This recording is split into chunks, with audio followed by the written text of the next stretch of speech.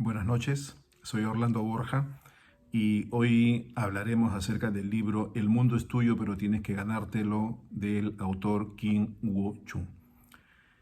Kim Woo-chung fue el presidente fundador de Daewoo Corporation, este gigantesco conglomerado coreano, muy similar a conglomerados como Samsung o LG, etcétera, que es una especie de autobiografía, ¿no? Él habla de las peripecias que tuvo que pasar, pero también habla de muchos sueños que tuvo que cumplir.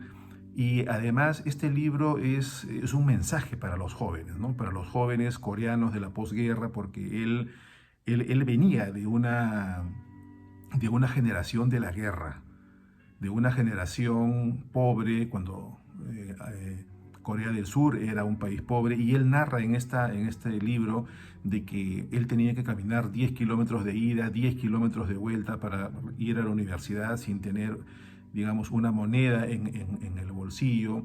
Comían una sola vez al día. Es más, el promedio de estatura de su generación es 1,60 m, un poco por las vicisitudes, por el hambre que se pasó en algún momento y por el esfuerzo, ¿no? Porque mucha gente, pues huérfanos, como en el caso de él, tuvo que hacerse cargo de su familia porque su padre fue desterrado, etc. Con mucho esfuerzo y con un capital inicial de $10,000, logra hacer un taller mecánico donde producía algunos productos, y muy rápidamente, al cabo de 10 años, logra prosperar e incluso hacerse del edificio más grande de Corea, ¿no? Y él habla en ese momento de la generación de los chatos, ¿no? La generación de las personas que medían, el promedio era 1,60 m, cuando el día de hoy el promedio está un poco mayor, y que de alguna forma quiere graficar, digamos, lo que se vivió en esa época y cómo afectó la calidad de vida de las personas.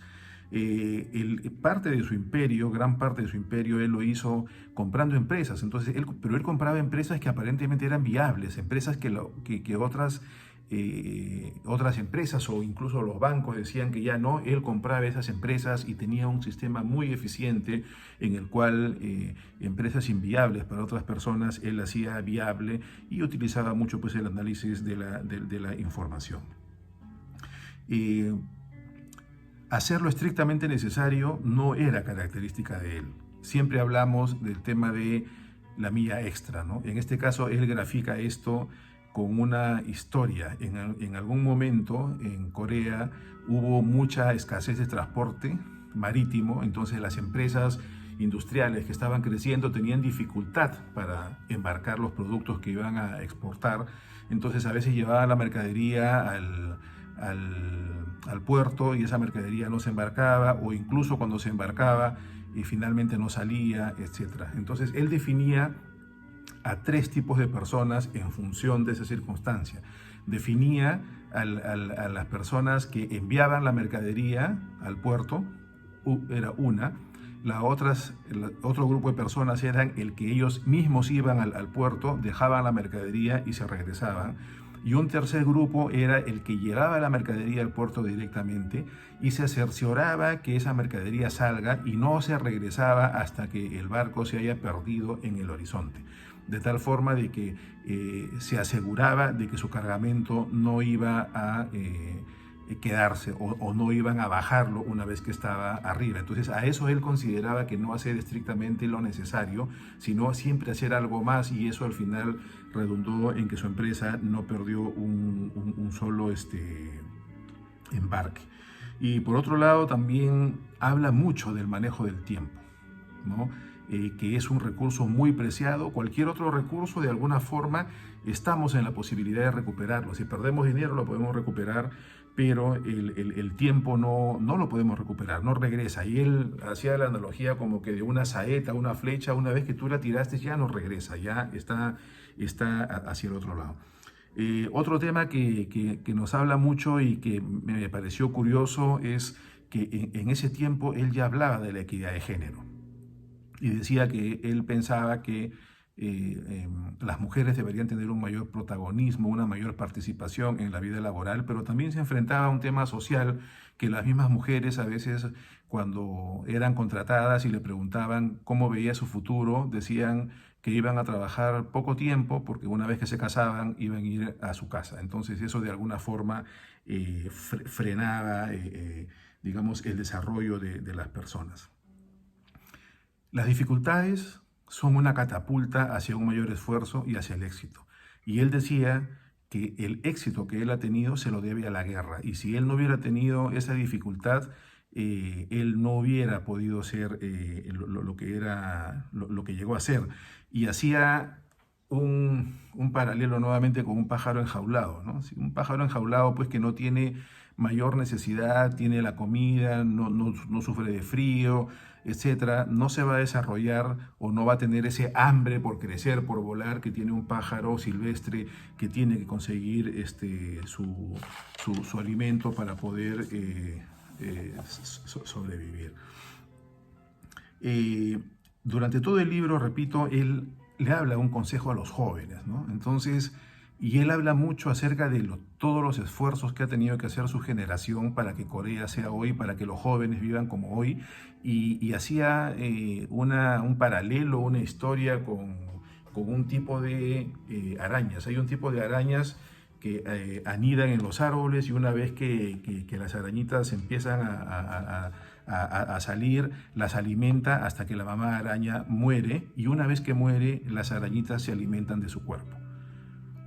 Entonces, tiene que haber un sacrificio grande para que las futuras generaciones puedan vivir o puedan vivir incluso mejor. Y de esa forma él hacía la analogía con lo que tenía. Habilidad importante de él era siempre mirar los procesos y hacer cosas diferentes. Él vendía periódicos, él fue canillita, entonces él iba a un mercado y entonces mientras él vendía el periódico, mientras le cobraba a las personas, ya la competencia venía y le podía ganar los clientes.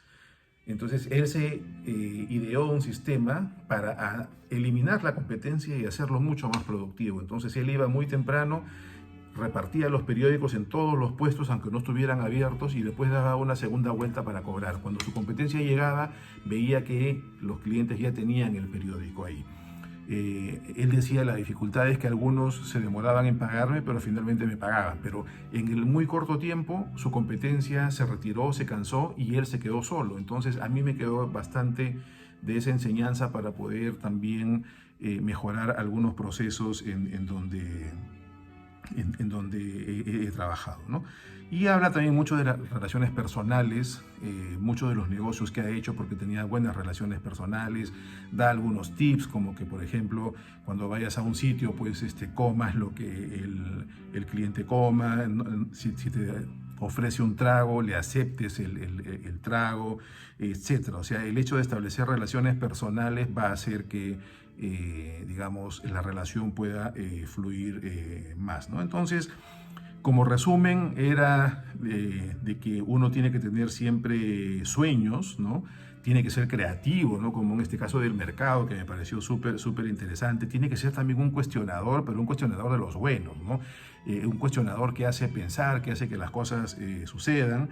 Y por otro lado hay que sacrificarse también. Pone el ejemplo ahí de las arañas. Hay que ser altruista, ¿no?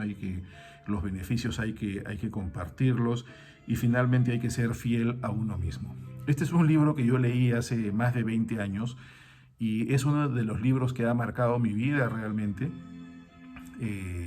Muchas enseñanzas, muchas cosas he podido aplicar. Y bueno, ha sido un hito en realidad para mí. Kim Woo-chung falleció el año pasado, noviembre del 2019. Su imperio finalmente cayó. Daewoo lo compró General Motors, sus otras empresas competidoras. Él estuvo incluso preso un par de años por malas prácticas.